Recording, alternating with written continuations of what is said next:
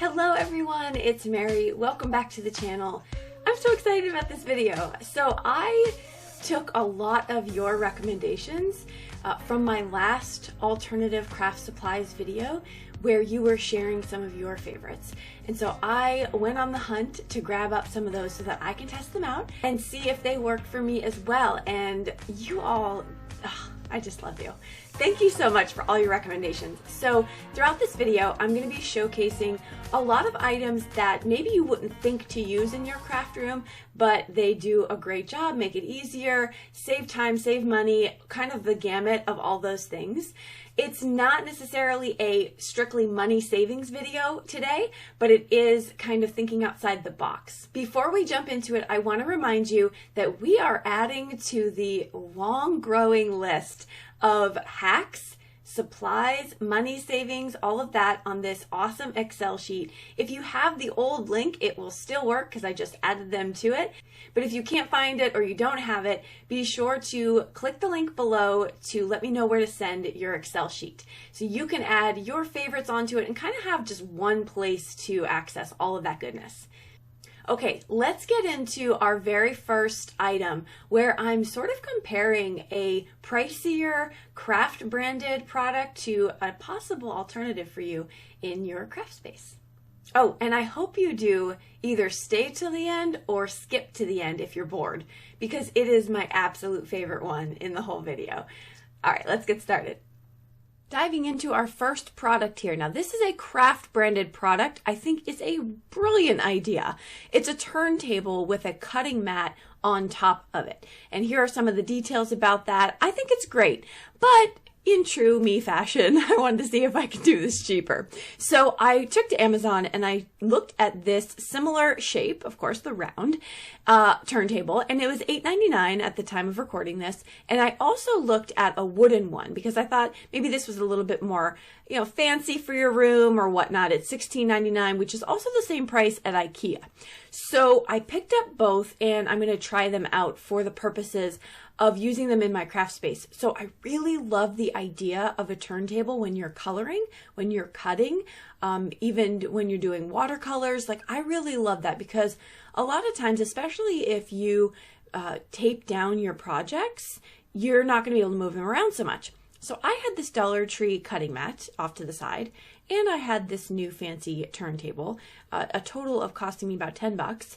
And I decided to give it a go. So I'm going to do some coloring up here really quickly and talk a little bit about why this is a great idea and why I always am trying to find an alternative. So for one, I don't want you all to think I'm like super cheap, like in a bad way. I spend my money on the good quality craft stuff like inks, dyes, and stamps. Okay, those are like the three things. Beyond that, I'm probably going to find a cheaper way to do something. So that is one of the main reasons behind it. But I did want to say I did some X-Acto knife cutting on this, and to me, this is super sufficient. I think this is a great alternative. I'm going to show you the wooden one next. Now, a couple things. One, it's bigger. There is a flatter surface, meaning it's smoother. The other one had sort of a ridge surface on it, so keep that in mind. But I didn't like how it sort of bent. The other one was circle all the way around the entire base. This one has a base underneath it that is just in the center, and so that is slightly problematic if I lean on it on one side or the other. So just keep that in mind as well. But I'm going to go through the same exact process here. Again, I love the idea. Think it's a great idea. Now, remember, in this video, I'm not necessarily suggesting these particular products. If you love something that I show, grab it up. That's great. Links will be in the description. But I really want you to kind of look at things differently. Do you have something like this in your kitchen that you're not using that you could pull into your craft room? So really, that's the intent behind this. Okay, so I think this is a great idea. I would choose the black one in this case just because I like how the whole surface is rounded, and I like, I could just put a cutting mat right over it. So, all right, let's move on. Now, one of you told me that lash tape for your eyelashes, I really don't know exactly what that means. So I'm sorry about that. Don't do much makeup stuff, but that lash tape was really, really great for not ripping your cardstock when you're die cutting. So I'm going to compare it with my frog tape, which is like painter's tape low tack.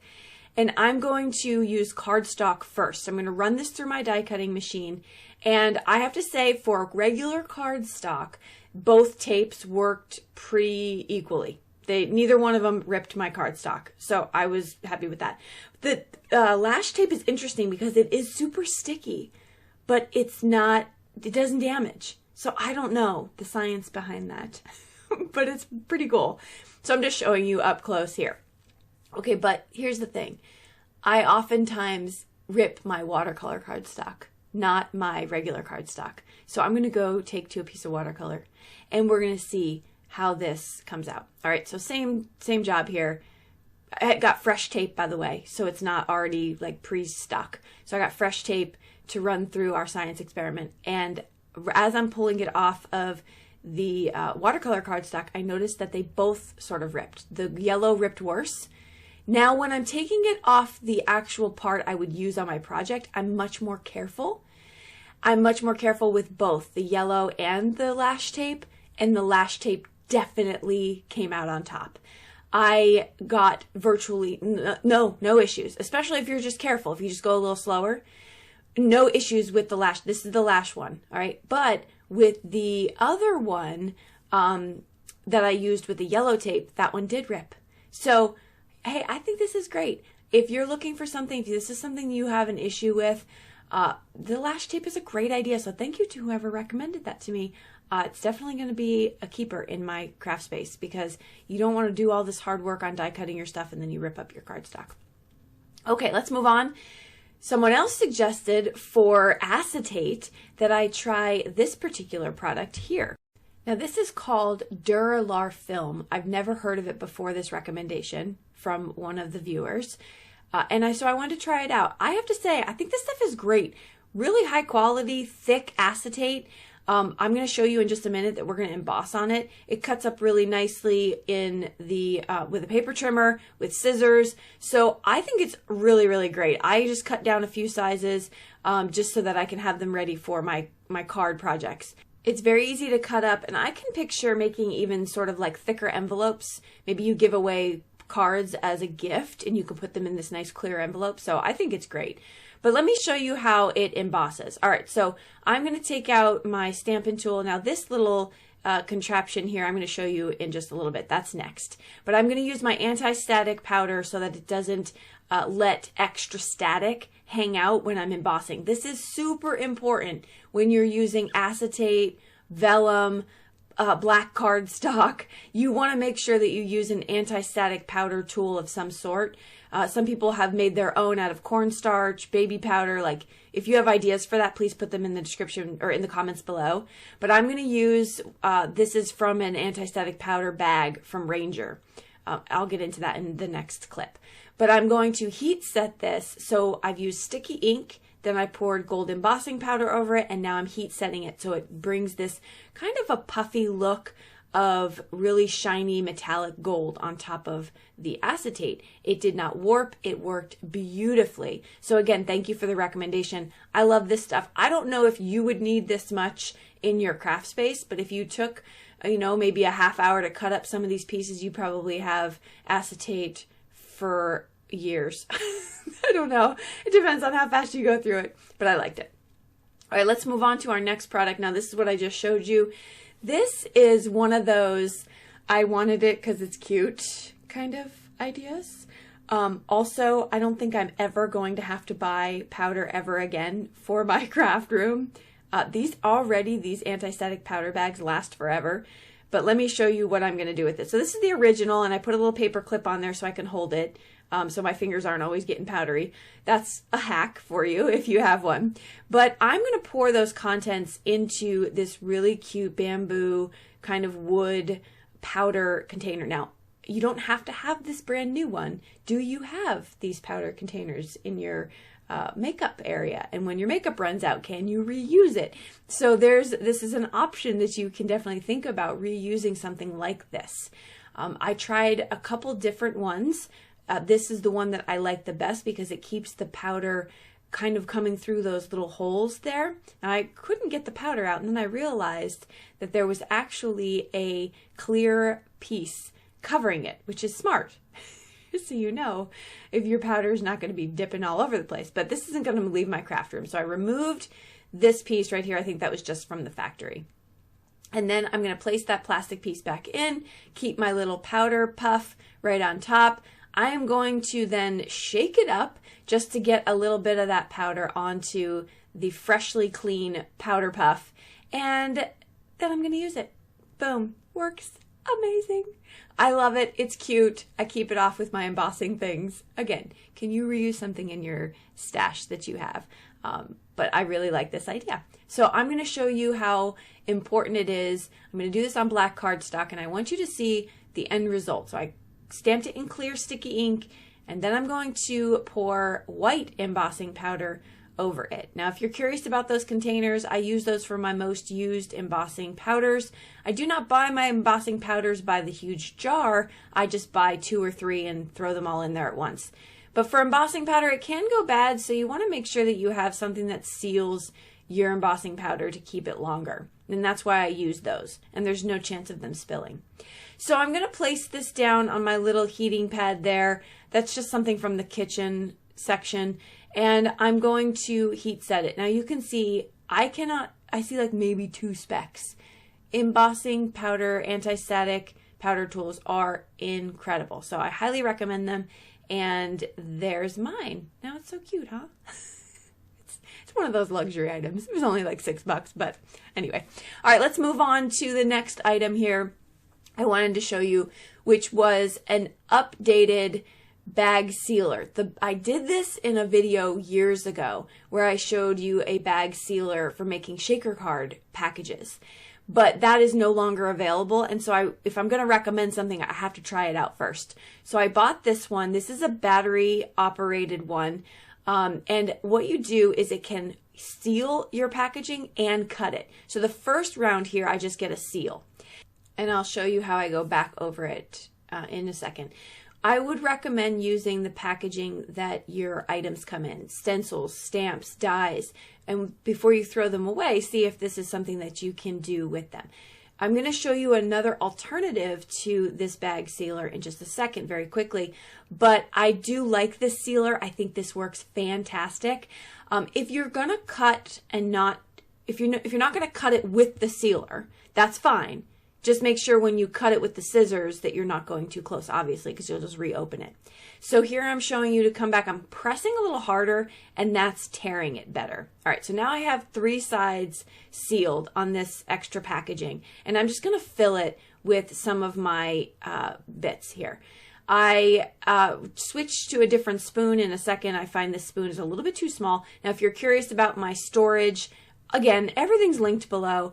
This is my new go-to storage for my embellishments. I am using them so much more because they are easy to access. And that's sort of my mental thing when I'm in my craft room.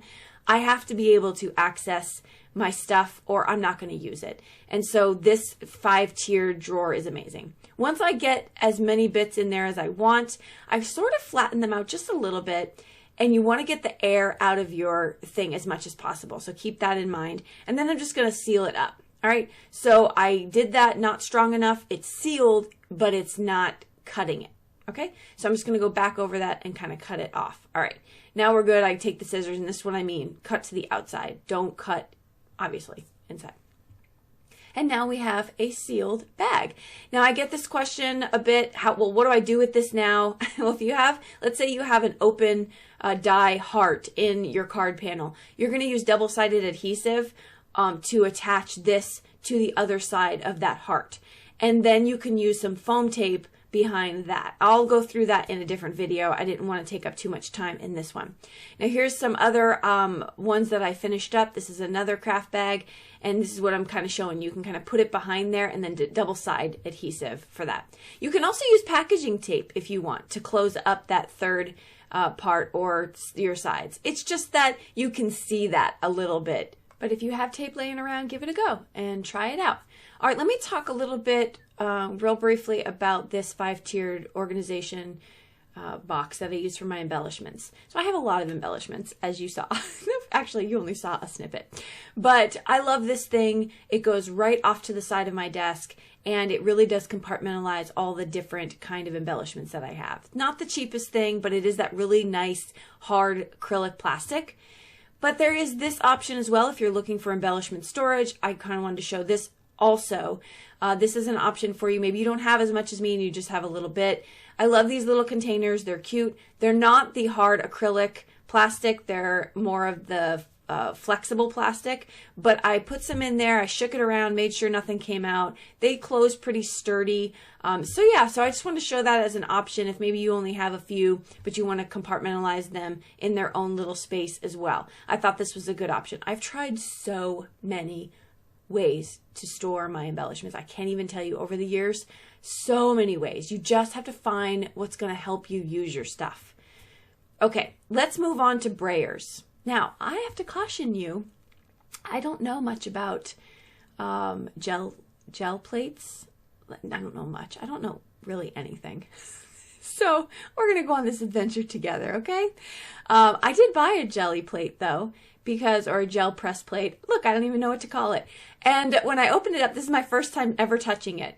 It's a lot jellier than I thought it was going to be. I don't know what I was expecting, but it's like really squishy. Anyway, I'm going to show you another way that I'm going to use it besides just as a jelly roll plate. I know all of you experts out there are probably like, Mary, stop. But I wanted to try out this Brayer. This Brayer was really inexpensive, and I thought, again, I bought a craft Brayer at one point, which didn't cost me as little as this, and so maybe this one will work just as well. So let's give it a go. I pulled out some gouache because I thought I see people using acrylic, and gouache is like a hybrid between watercolor and acrylic. I don't think you're supposed to use gouache, but you'll see why. I don't know what I'm doing. It's beating up on the thing. However, the results look really cool. All right, but I didn't want to use the jelly plate yet. I just wanted to put this onto cardstock. I think that looks cool, right? So you get sort of this mixed media look without even trying. So anyway, I don't know if that's really what you're going for, but we're going to go back to the gel plate, and I'm going to place down a piece of cardstock, which I'm pretty sure I've never seen people use cardstock. They always use copy paper. But I'm going to use cardstock, and we're just going to press this down. This is not a gel tutorial, a gel plate tutorial, okay? Just want to remind everybody of that. But there we go. There's some results, and that's kind of cool. And I used cardstock, not even watercolor paper. It cleans up really easily. I just used like a damp towel. And now I'm going to use it as a grip mat, because now we're back in my land where I do stenciling and card projects. And someone told me the gel plate, or asked me, would the gel plate be used for stenciling like the grip mat is? And to that I say yes. However, this is a brand new one, so I don't know if using it over time loses its kind of grippiness, but it worked like a charm. So that's cool. If you already have a gel plate and you want a grip mat, maybe don't buy one and try your gel plate. So that was pretty cool. When I say grip mat, if you're new to that, let me show you what I'm talking about here. Now, I, again, just cleaned it up and it was good to go. Now, I'm going to get into gel plates, by the way. That was super fun, just that little demo, so more to come. This is a grip mat. This is from Altenew. It's the Ultra Grip Mat. And you put your cardstock down, you put your stencil down, and you don't have to hold it down with tape, magnets, nothing. It just holds it on its own. So that's what I was referencing when I said the grip mat. I love this thing. This will never leave my craft space. I have it now. I use it all the time when I stencil. Super easy to clean. It's basically like very similar material to the jelly plate. Now they're comparable in price though. Not one is cheaper than the other. Maybe if you can find less expensive jelly plates, but for me, I think I paid $25 for that jelly plate. I keep calling it a jelly plate. I think it's called a gel plate. Anyway, that's what I wanted to show you about the difference. I thought that was kind of cool. Again, what are we doing here? We're trying to find multiple ways to use our tools or alternative ways to use some of these cool craft tools. Now, let's move on. This is my large cutting mat. And I keep this kind of grippy stuff underneath. You can buy it at the Dollar Tree to keep my mat from sliding around. it works amazing. So I highly recommend that. Okay, but I'm going to flip over my mat and I'm going to decorate it. You might ask, why would you want to do this? Because a few reasons. One, well, I'll get into that in a second. I got these from the Dollar Tree. I picked up a few of these pieces. It's like, I guess you would use it maybe for wallpaper, whatever. You can use it literally for whatever. But I picked up a few pieces of it. I have this scraper to help me apply it on.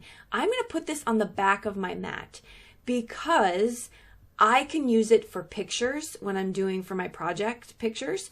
I also can use it as a craft mat. Now I can't get this kind of, I'll show you in a second, but on my cutting mat, it's not non-porous. Like if I put ink on there and try to smush it, it's not going to give me the same result. But this was kind of cool. Now, where did I get this idea? I'm inspired by Natasha Foote. I watch her videos. I love her.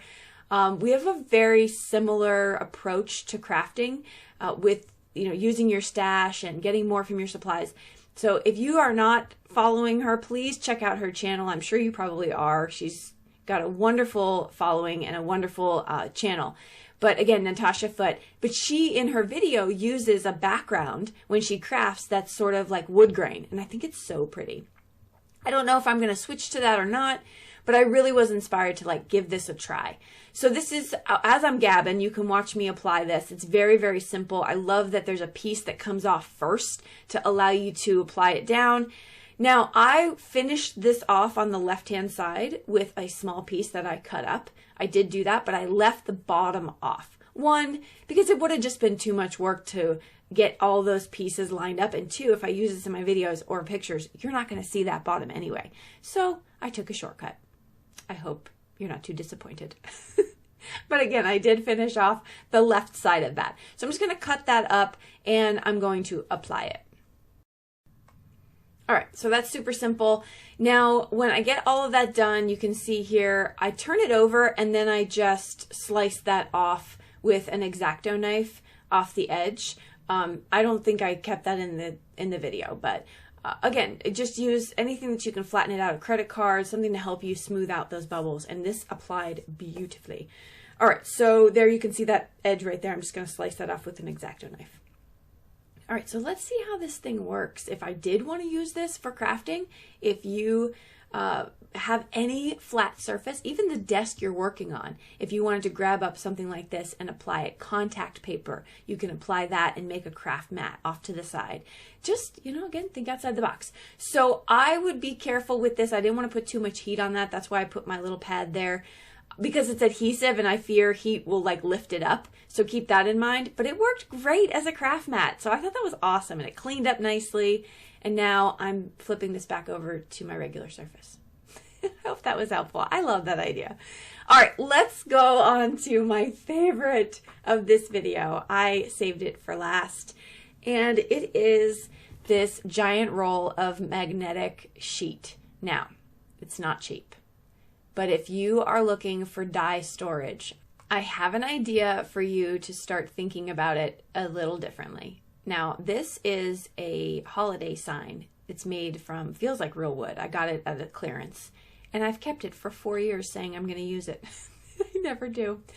But this is that day. Today is the day I am going to use it. So I'm measuring it out because I'm going to apply a piece of this magnetic sheet. Now, if you keep buying individual magnetic sheets, you might want to do a cross comparison or a cost comparison rather to this, because this might be cheaper in the long run. What I'm doing here is just marking it so I can see where to cut evenly. It cuts really well with scissors. Now, while I'm doing this, and you can watch me kind of measure this down and apply it, a couple things I want you to consider. You don't have to keep a full sheet. If you're using a wooden plank, which by the way, Dollar Tree has wooden planks in smaller sizes. If you're using a wooden plank, you can cut strips of this sheet. You don't have to keep a full sheet of it. And by using the strips, you're using less, and you can even keep a little bit of that wood look underneath peeking through if that matches your decor. So again, how is this going to be used for you in the best way?